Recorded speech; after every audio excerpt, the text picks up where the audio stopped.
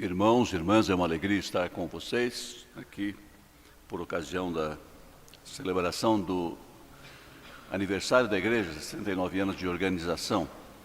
É um privilégio para mim estar com vocês nesta ocasião e principalmente trazer a mensagem da Palavra de Deus. Eu convido a igreja que abra suas Bíblias em Miqueias capítulo 6. Miqueias capítulo 6, eu vou ler os versículos 1 a 8.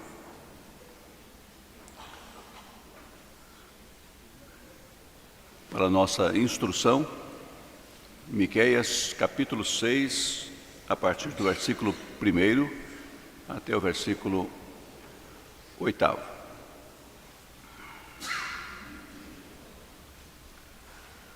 Ouvi agora o que diz o Senhor: levanta-te, defende a tua causa perante os montes, e ouçam os outeiros a tua voz. Ouvi, montes, a controvérsia do Senhor, e vós, duráveis fundamentos da terra, porque o Senhor tem controvérsia com o seu povo, e com Israel entrará em juízo. Povo meu, que te tenho feito? E com que te enfadei? Responde-me. Pois te fiz sair da terra do Egito e da casa da servidão te remi, e enviei adiante de ti Moisés, Arão e Miriam. Povo meu, lembra-te agora do que maquinou Balaque, rei de Moabe, e do que lhe respondeu Balaão, filho de Beor, e do que aconteceu desde Sitim até Gilgal, para que conheças os atos de justiça do Senhor. Com que me apresentarei ao Senhor e me inclinarei ante o Deus excelso? Virei perante ele com holocaustos, com bezerros de um ano. Agradar-se-á o Senhor de milhares de carneiros, de 10.000 ribeiros de azeite? Darei o meu primogênito pela minha transgressão, o fruto do meu corpo pelo pecado da minha alma? Ele te declarou, ó homem, o que é bom e que é o que o Senhor pede de ti: que pratiques a justiça e ames a misericórdia e andes humildemente com o teu Deus. Meus irmãos, por conta da responsabilidade do trabalho que tenho como editor da nossa casa editora presbiteriana, o nome fantasia é Editora Cultura Cristã. Por conta disso, eu tenho o privilégio de visitar e conhecer várias igrejas em nosso país, de norte a sul. E eu posso observar uma certa busca, definição de um perfil de como deve ser a igreja hoje, como deve proceder, qual deve ser seu estilo, o que ela deve fazer para ser uma igreja como o Senhor quer. É muito interessante que haja esta busca, mas não podemos afirmar, infelizmente, que sempre há um retorno à Escritura para obtermos a resposta. Por isso esse texto me parece tão apropriado. Esta profecia foi apresentada num momento de crise na história do povo de Deus.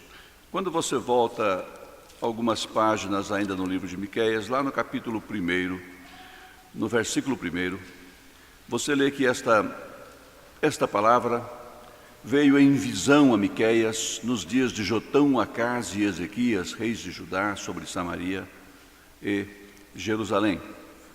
Isso quer dizer que foram os anos, que foi a época que antecedeu o cativeiro da Babilônia.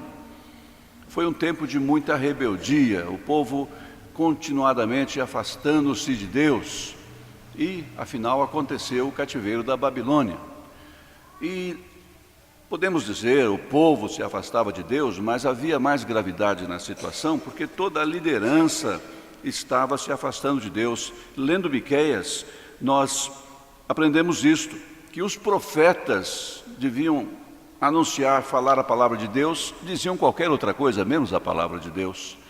E os sacerdotes, que deveriam ensinar a lei de Deus ao povo, não faziam isto. Estavam também afastados de Deus. E os reis daquele período caracterizaram-se por esta rebeldia também. Foi numa época assim de muita dificuldade, afastamento do Senhor, que se apresentou este profeta. A situação era assim tão drástica, o afastamento tão sério, que conforme nós vemos neste capítulo 6, o Senhor está intimando o seu povo para o julgamento.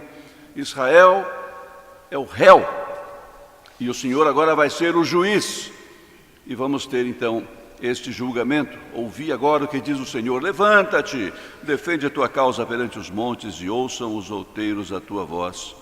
Ouvi, montes, a controvérsia do Senhor, e vós, duráveis fundamentos da terra, porque o Senhor tem controvérsia com o seu povo, e com Israel entrará em juízo. Exatamente esta a ideia. É muito interessante observar estes que são chamados como testemunhas neste julgamento. Os montes, os outeiros, os fundamentos da terra. Você pode se perguntar como é que eles podem participar desse processo, mas isto nos coloca no âmbito da aliança.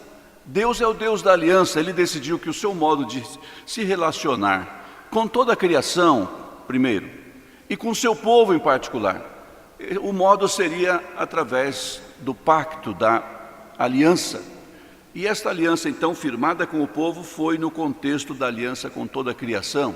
Nós encontramos referência a este cenário também lá atrás em Deuteronômio, quando o Senhor está exatamente dizendo ao povo: olha, nós estamos firmando uma aliança e vocês têm que obedecer os termos da aliança. Se obedecerem, haverá bênção; se não obedecerem, haverá castigo, haverá maldição. Isto tudo nesse contexto em que a aliança foi firmada. Não era pouca coisa o que tínhamos aqui em jogo. A aliança de Deus com o seu povo estava sendo desrespeitada por esse mesmo povo. Então o Senhor diz que agora o povo deveria responder por isso: povo meu, versículo 3, povo meu, o que te tenho feito? Você diria: o que foi que eu fiz para vocês estarem assim comigo? E assim como? O Senhor diz: com que te enfadei? Esse era o problema. Um povo enfadado de Deus, um povo que não aguentava mais ouvir falar de Deus. Se via que vinha um profeta, daqueles profetas mesmo que falavam a palavra de Deus e não diziam o que a pessoa queria ouvir, não apresentavam apenas a mensagem de maior sucesso. Se vinha assim um profeta de Deus, então a pessoa atravessava a rua, não queria encontrar esse homem, não queria ser confrontada pela palavra de Deus, não aguentava mais ouvir falar em aliança e falar em estatutos e mandamentos, não podia mais ouvir, e por isso queria ficar bem longe de Deus. Então o Senhor pergunta: mas por que isto? Por que eu enfadei vocês deste modo? E eu acho até possível classificarmos aqui estas palavras de Deus a seguir como uma espécie de ironia, pelo menos poderíamos dizê-las assim, porque o Senhor continua dizendo: pois te fiz sair da terra do Egito e da casa da servidão te remi. É como se Deus dissesse: será que é por isso que vocês estão enfadados de mim? Porque eu libertei vocês. Vocês eram um bando de escravos por séculos ali servindo no Egito, e lá teriam continuado. E por que foi que vocês dali saíram, foram libertados, foram remidos? Quem fez isto? Foi Deus mesmo. Ele diz: eu fiz isto. E nós nos lembramos porque o Senhor fez isto. O livro de Êxodo nos conta que o povo estava sofrendo sob a escravidão ali no Egito, e quando morreu um faraó, o povo se voltou para o Senhor, pedindo misericórdia, pedindo do Senhor misericórdia. E o texto nos diz que Deus se lembrou da aliança que fizera com Abraão, Isaque e Jacó, e então agiu em favor do seu povo, libertando-o. O que nós aprendemos disto é que aqui está sempre o Deus da aliança, o Deus que guarda a aliança, uma expressão que se refere a Ele em várias partes da Bíblia. E por causa disto, pela sua fidelidade à sua palavra, pela sua fidelidade ao seu pacto, então Ele libertou o seu povo. Não mais um bando de escravos no Egito, mas agora um povo mesmo, uma nação. E Deus está perguntando: Será que é por isto que vocês estão enfadados? Não aguentam mais ouvir falar de mim, porque eu os libertei? E o Senhor continua e diz: eu enviei adiante de ti Moisés, Arão e Miriam. Que bom que este povo não foi libertado do Egito para ser lançado no deserto e cada um procurar ali o seu destino, cada um procurar o seu rumo, cada um procurar o seu futuro. Isso teria sido uma tragédia. Este povo teria sido consumido em muito pouco tempo, não teria sobrevivido, com certeza, nem a si mesmo e muito menos aos seus inimigos, e certamente não às circunstâncias bastante desfavoráveis de um deserto. Mas não foi assim que aconteceu. O Senhor libertou este povo e providenciou liderança para este povo. E aqui foi uma parte bastante difícil, porque nem sempre o povo reconheceu que a liderança que o conduzia procedia do Senhor. E houve momentos de rebeldia, de ingratidão, de revolta. Mas o Senhor está dizendo: fui eu que mandei adiante de vocês Moisés, Arão e Miriam. Por que será que vocês estão enfadados? É porque não ficaram perdidos, tiveram quem os conduzisse? Fui eu providenciei essa sua liderança. Meus irmãos, esta lembrança o povo de Deus precisa sempre ter, e nem sempre tem tido ao longo da história. A lembrança de que a sua liderança é providenciada por Deus mesmo. É bom lembrar disso, especialmente nos dias em que, no nosso país, essa questão da liderança está tão conturbada, a liderança da nação, do povo. O problema é que nós não podemos, como igreja, usar os mesmos recursos que muitas vezes vemos serem usados para se escolher ou se manter a liderança. Nada de conversas ao pé do ouvido, conchavos e certos acordos de interesse pessoal. O povo de Deus, em todo tempo, vai se lembrar: a nossa liderança é o Senhor que providencia. Então o povo de Deus vai se dirigir ao Senhor a respeito da sua liderança, a propósito da sua liderança, e vai ser grato ao Senhor. Certamente, quando nos lembramos de que Ele providencia a nossa liderança, nós não vamos nos mostrar enfadados do Senhor. Eu enviei adiante de ti Moisés, Arão e Miriam. Será que é por isso que vocês estão enfadados? Não deixei vocês sem rumo, sem liderança. E o Senhor continua neste julgamento: Israel no banco dos réus. E o juiz está aqui então perguntando: povo meu, e agora ele vai puxar pela memória deste povo: lembra-te agora do que maquinou Balaque, rei de Moabe, e do que lhe respondeu Balaão, filho de Beor. Lembra-te agora, diz o povo a Israel. E você sentado aqui nesta manhã não tem problema nenhum para lembrar, não é? Você lembra o que foi que aconteceu envolvendo Balaque e envolvendo Balaão. Mas se você não lembrar, eu vou mencionar rapidamente. Você vê que o Senhor está fazendo aqui um resumo muito compacto da história de Israel a partir do Egito, da sua libertação, sua caminhada pelo deserto, sob a liderança de Moisés, não é? E Arão e Miriam. E agora o Senhor vai mencionar Moabe. E seguindo então a rota do Êxodo, Moabe foi um dos pontos mais próximos já da entrada na terra prometida. O povo avançava e agora caminhava para entrar na terra prometida, depois do tempo que teve que passar no deserto. E quando este povo avançava para entrar na terra prometida, então ninguém podia impedir, nenhum daqueles povos que ali estavam conseguiu impedir o avanço de Israel. E bem no caminho de Israel estava Moabe. Israel ia passar por lá.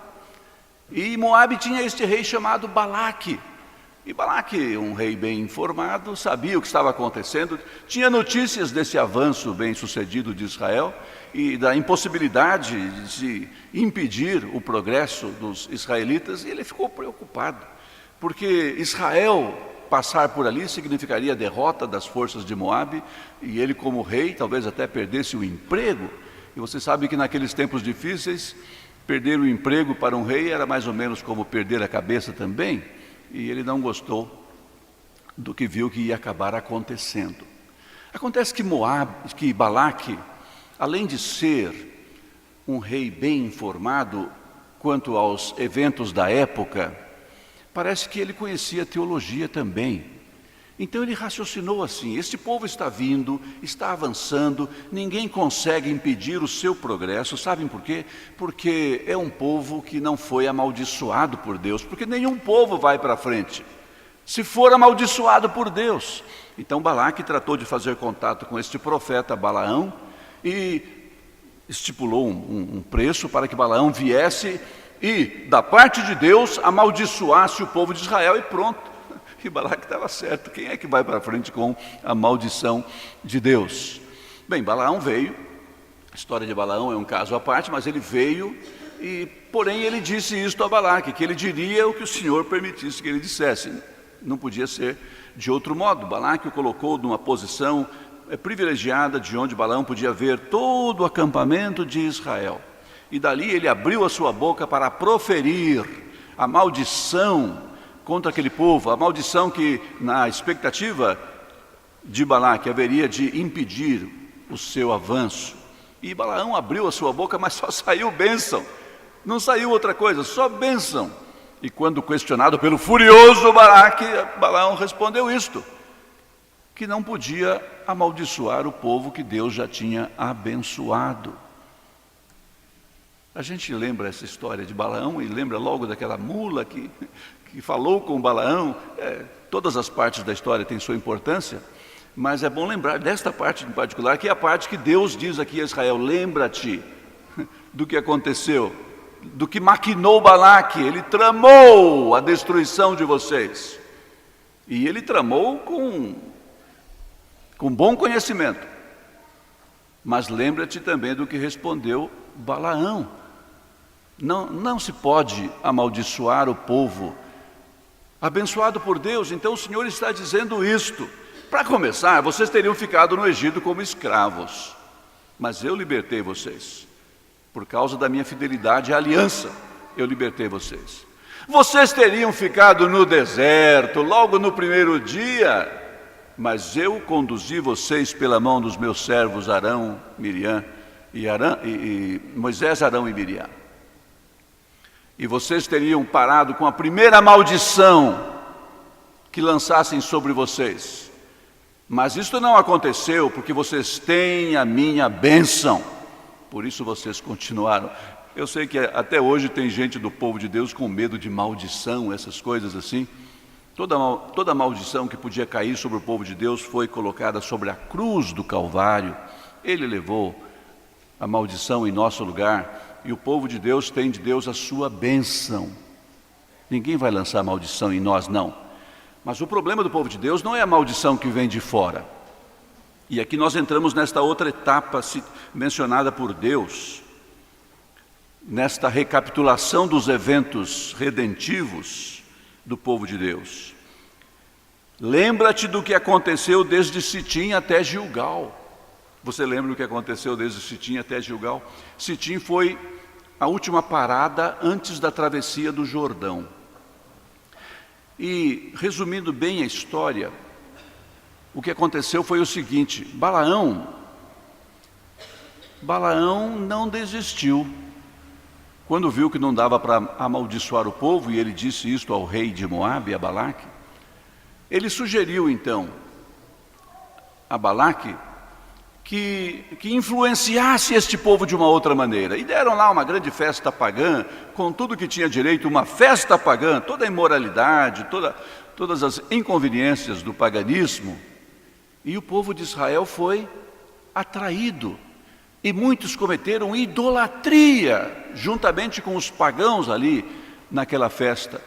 E isso trouxe a ira do Senhor sobre o povo. E o povo ficou parado ali.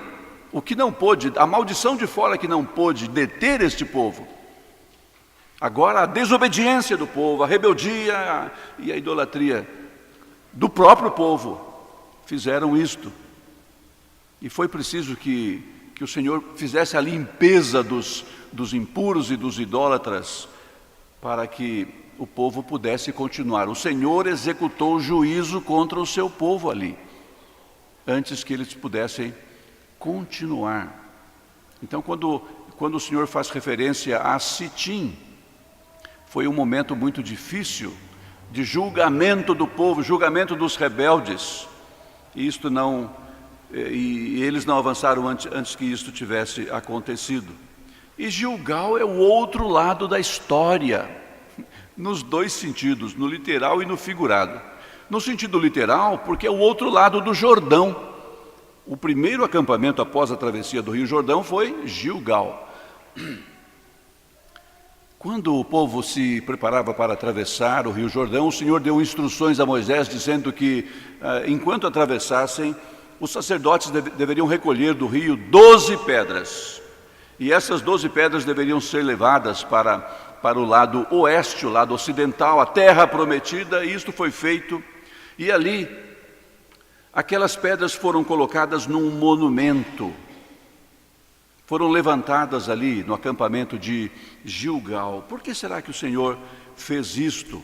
Nós encontramos esta explicação no trecho que relata esta entrada de Israel na Palestina, na terra prometida, após a travessia do Jordão, a pé enxuto. E diz o texto que as 12 pedras que tiraram do Jordão levantou Josué em coluna, em Gilgal. E disse aos filhos de Israel: quando no futuro vossos filhos perguntarem a seus pais, dizendo: que significam estas pedras? Farei saber a vossos filhos, dizendo: Israel passou em seco este Jordão, porque o Senhor vosso Deus fez secar as águas do Jordão diante de vós, até que passasseis, como o Senhor vosso Deus fez ao Mar Vermelho, ao qual secou perante nós, até que passamos, para que todos os povos da terra conheçam que a mão do Senhor é forte, a fim de que temais o Senhor vosso Deus todos os dias. Eu acho impressionante ler estas palavras, e especialmente colocando-as nesse contexto da palavra do Senhor, aqui no final do verso 5, para que conheças os atos de justiça do Senhor. O Senhor que fez justiça lá em Sitim, o Senhor que puniu os rebeldes, é o Senhor que cumpre a sua palavra, por isso Ele puniu os rebeldes. Geralmente nós nos lembramos da fidelidade do Senhor quando estamos pensando em alguma bênção que cobiçamos, alguma coisa boa que queremos. O Senhor é fiel e vai nos conceder essa bênção. Ele é fiel e vai nos conceder tudo o que Ele prometeu. Tudo o que Ele prometeu. Isto inclui a punição para os rebeldes. Isto inclui a disciplina para os seus filhos. Sitim foi justiça do Senhor, mas Gilgal também foi disciplina, também foi justiça do Senhor. Foi cumprimento da palavra do Senhor. Assim como a sua palavra se cumpre na hora da punição, do castigo, se cumpre na hora da bênção, porque o Senhor mantém aquilo que Ele prometeu. Por isso o povo então atravessou e chegou a Gilgal, chegou à terra prometida. E agora temos esta coluna de 12 pedras levantadas em Gilgal. E você ouviu por que o Senhor fez isto. Como pai, mãe, ou como filhos, em alguma vez na vida, a gente ouviu em casa essa expressão: eu avisei. Você deve ter ouvido isso alguma vez: eu avisei que isso ia acontecer. Eu acho que eu ouvi quando era filho e depois eu disse quando eu era pai também: eu avisei que ia acontecer. E quando a gente ouve alguém dizendo isso, eu avisei, o que você vai dizer? Você foi pego, né? Sabia, tinha sido avisado, mas aconteceu assim mesmo. Eu creio que o Senhor está fazendo isso com o povo. Está dizendo: olha, eu dei a vocês meios para não se esquecerem. E o Senhor fez isto ao longo da história, fez isto em Gilgal e fez isto outras vezes também. Quando o Senhor Jesus Cristo partiu ou ia partir, Ele deixou com seus discípulos a mesa da ceia. E Ele disse: fazei isto em memória de mim. O Senhor Deus sabe que este é um povo muito esquecido. Então o nosso problema não é ter recursos mnemônicos, ajudas para a nossa memória. Não é.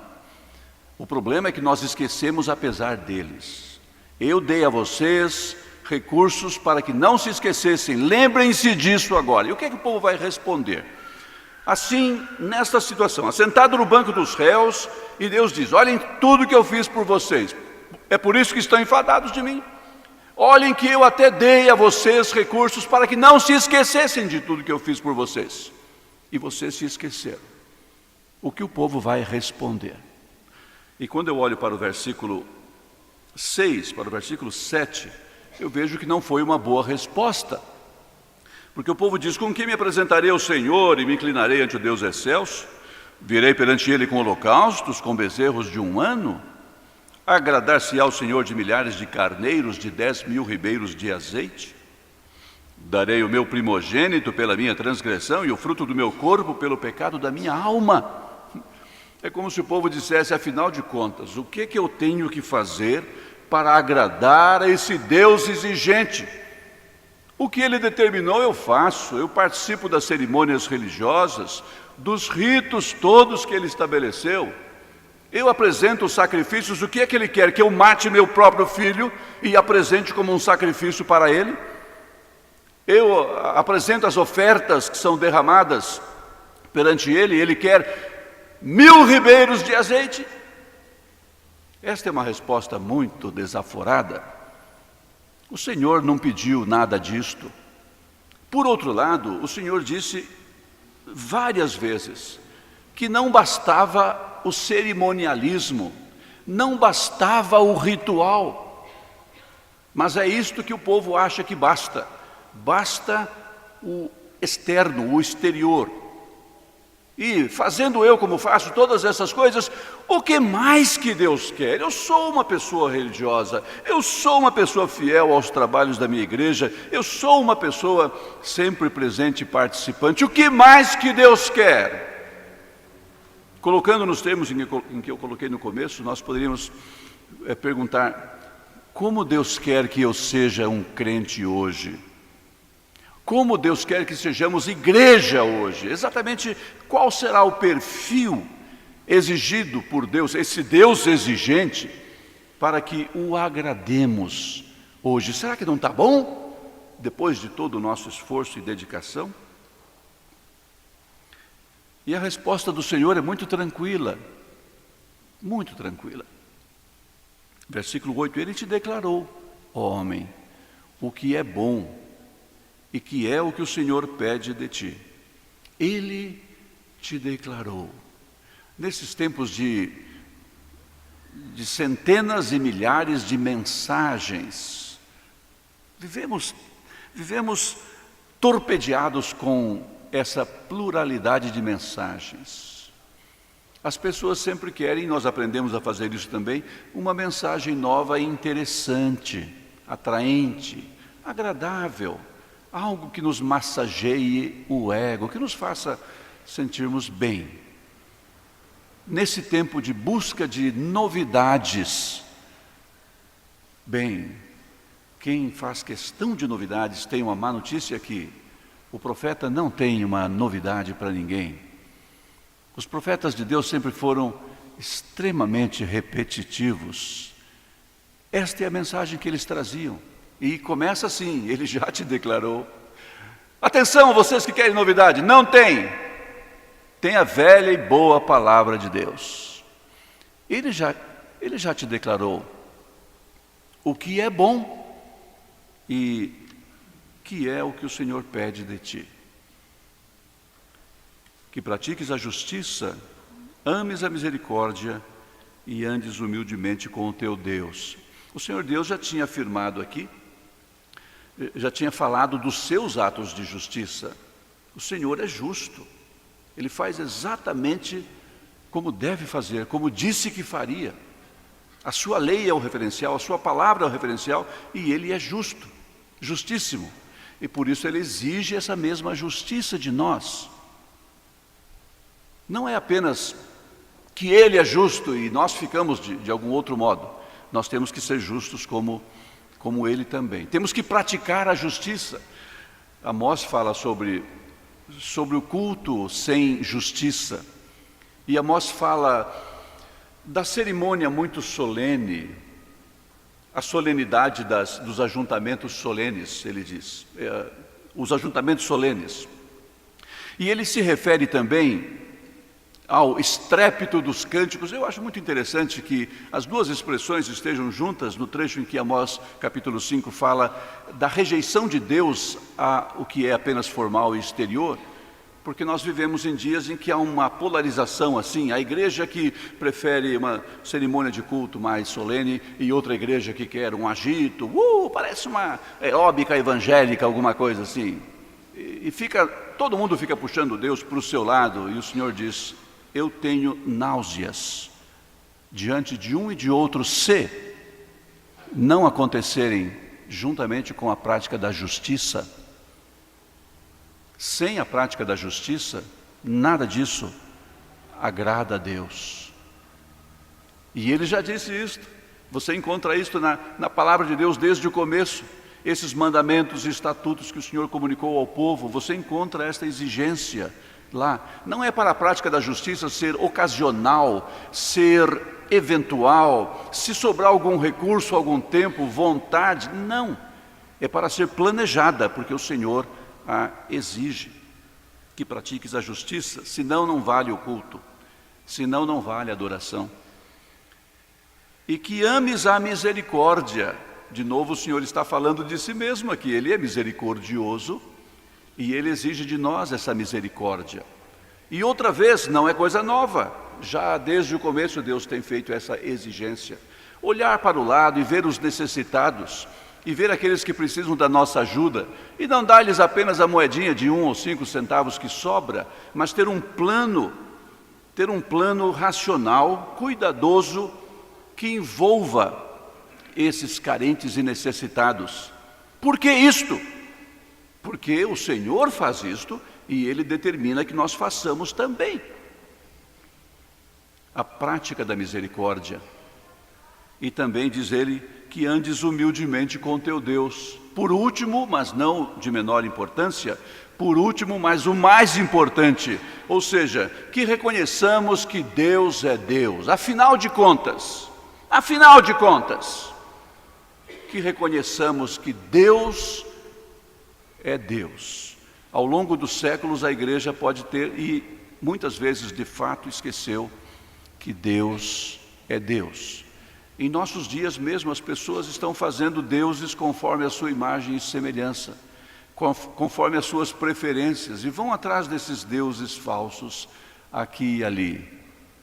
Bem, nós não podemos ficar aí do nosso pedestal condenando estas pessoas sem antes nos perguntarmos se para nós Deus é Deus. Porque enquanto outros seguem deuses quaisquer de sua própria imaginação e concepção, podemos não seguir Deus nenhum, viver como se afinal Ele não existisse. Que andes humildemente com teu Deus. Meus irmãos, Deus tem um projeto, um plano que Ele vai cumprir, e vai cumprindo ao longo da história. Nós damos graças a Deus pelo que o Senhor fez nesta região, neste local, por meio da Igreja Presbiteriana Ebenezer. Que bênção os irmãos que começaram o trabalho lá no Canindé, os irmãos da Igreja Unida. Que bênção os irmãos e irmãs que depois participaram desta comunidade. Foram bênção do Senhor aqui para muita gente, espalhando o Evangelho, edificando os crentes. Que maravilha termos chegado até aqui como Igreja Presbiteriana Ebenezer, com a participação daqueles que o Senhor colocou aqui. O Senhor providenciou a liderança e o Senhor reuniu o seu povo aqui. Temos que louvar a Deus por isto. Mas temos que saber que para continuar aqui, para não irmos para a Babilônia, como esse povo foi nos dias, ou depois dos dias de Miqueias. Eles foram para a Babilônia, porque eles não ligaram a mínima para essa sessão de tribunal aqui, não. Acharam que estavam acima disso, não se importaram, e foram para a Babilônia como Deus tinha prometido. Mas esta igreja não tem que ir para a Babilônia, e a nossa igreja no Brasil não tem que ir para o cativeiro também. Se nós nos lembrarmos de que o Senhor já declarou o que Ele quer de nós, e de que em Sua palavra nós encontramos a instrução para vivermos hoje como seu povo, obedientes, tementes a Deus, e para continuarmos vivendo como seu povo, de modo que por nosso intermédio o trabalho do reino seja realizado aqui. Amém.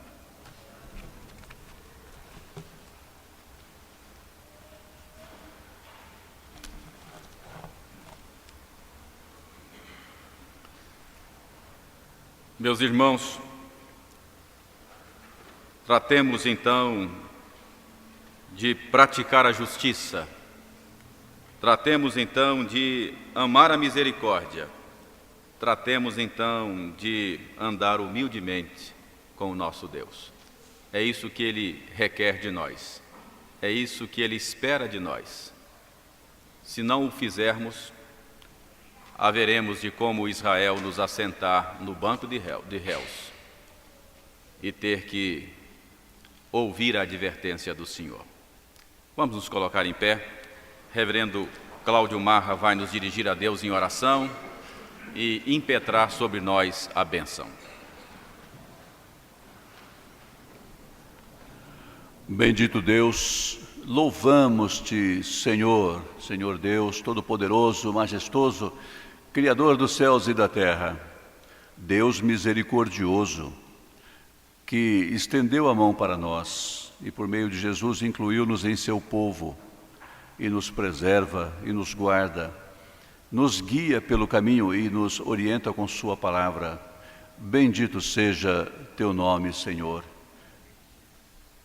E que a graça do Senhor Jesus Cristo, o amor de Deus nosso Pai e a comunhão do Espírito Santo estejam sobre o povo de Deus reunido aqui em toda parte, agora e para todo sempre. Amém.